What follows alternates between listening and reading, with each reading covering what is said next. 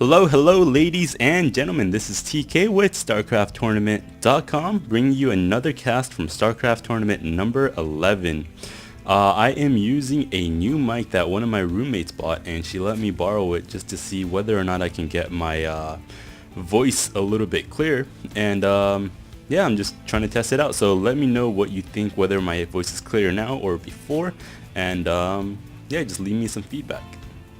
Today we are watching a game between Shoey, the orange Zerg, and xmShake, the yellow Terran. xmShake did spawn on the bottom left-hand position, and Shoey spawned on the bottom right-hand position. If you guys aren't familiar with this map, this is called GSL Tal'Darim Altar. It's going to be one of the new GSL maps in Season 5. GSL decided to take out a couple maps, including Steps of War, Scrap Station, and I believe Jungle Basin. I'm not exactly sure about the last two, but I know they took out 3 maps and they inserted 3 new maps, and this is one of the new maps that they're going to be playing on. Let me pull up the production tab so that in case I miss something, you have something to watch. Shake is walling off at his choke right now. The map is very macro oriented, because you can take 3 bases very easily on this map.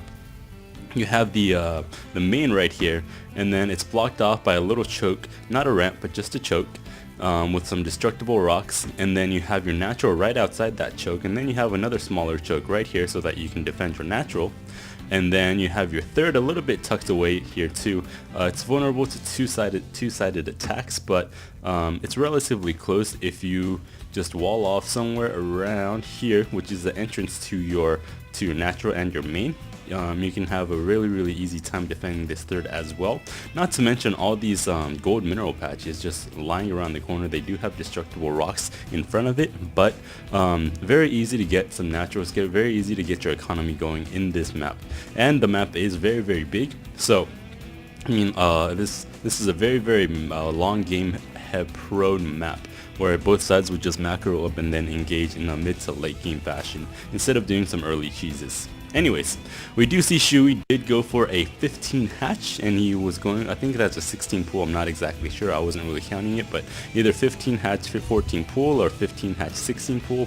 It definitely depends on the player style, whether or not he wants to get a few extra drones up so that he can mine a little bit more minerals. We'll take a look at the harvester count, 17 to 16, just about even. That second hatchery is almost about to pop up. It did pop up for Shoey, so now he can start producing some drones out of there. He is already producing a queen from there.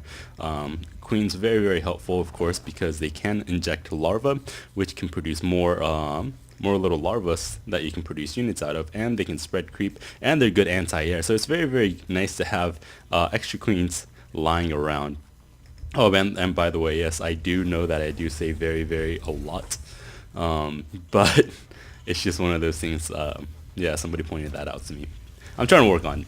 Okay, so Shake did wall off his choke, and he is going for a double factory. He got one up and running. He is putting a tech lab on it, and then getting another factory, meaning that he is probably going to be going reactored Hellions. We'll see whether or not he puts down a reactor somewhere. He did get the blue flame pre-igniter, infernal pre-igniter, meaning that he is going to go for blue flame Hellions. We'll see a reactor somewhere, probably on that barracks. As soon as he gets 50 gas, and he does, there goes that reactor. So we're gonna see Hellions from him very soon. For Shoey, he does have his queen up and running. There's another queen on the way, so this one's gonna be just pooping some creeps around, making sure that that the creep spread is good, so that he can gain vision and mobility for his units. The second queen, that queen is going to be injecting larva the whole entire time, actually using that one to spread creep, just saving a little bit of time right there. Some Hellions are on the way, as well as an SCV and another reactor. I wonder where that reactor, no, that was the same reactor, my mistake. But already 2 Hellions on the way, 3 Hellions on the field. There's 2 Marines.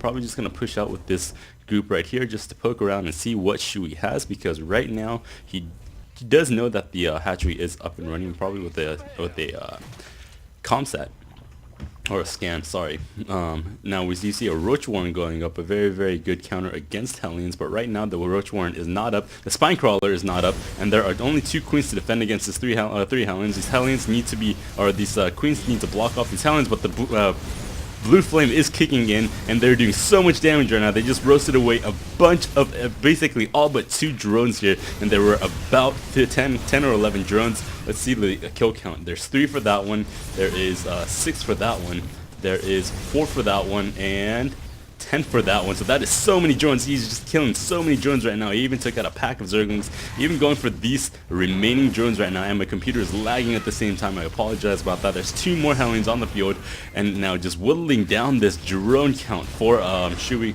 We'll take a look at the unit, the harvester count. It is 15 to 24. Shoey was up to about 30-34 before that Hellion harass. So being able to pick up a lot of drones, denying a lot of creep time or harvesting time, and also denying the larva count, because every single drone that he has to make is a larva that he can't use to make more drones. So 3 more Hellions right here coming in, doing some harassment, as we do see a couple roaches out on the field, just going out to see what xmShake is doing. Now these Hellions did get surrounded very, very beautifully by Shoey, so those weren't able to do that much damage. So very good job by Shoey right there. Now the roaches are here, knocking at the front door of Shake, seeing that reactor, trying to snipe that down, but there is a Thor on the field. Sorry, let me get that production tab back up. There's another Thor in production and 1 Thor on the field.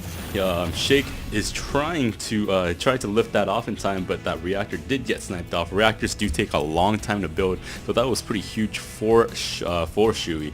But if Shake just he can just plop down a tech lab here, because I don't know whether or not he's going to go that tech heavy, but he is going for Thors. Let's see if he gets some upgrades on these vehicle weapons, and then it'll kind of tell us what he's how invested he wants to be in this mech army. Now there are a lot of Zerglings right here, very, very good counter against Thors, but these Hellions being able to roast away a lot of those Zerglings. Wow, that was such great micro from Shake, just to pull back his Hellions just in time so that he can roast away all of those Zerglings, and pulling off a lot of SCVs just to do a quick repair on these Hellions and all these on these mech units, so that he can save his army.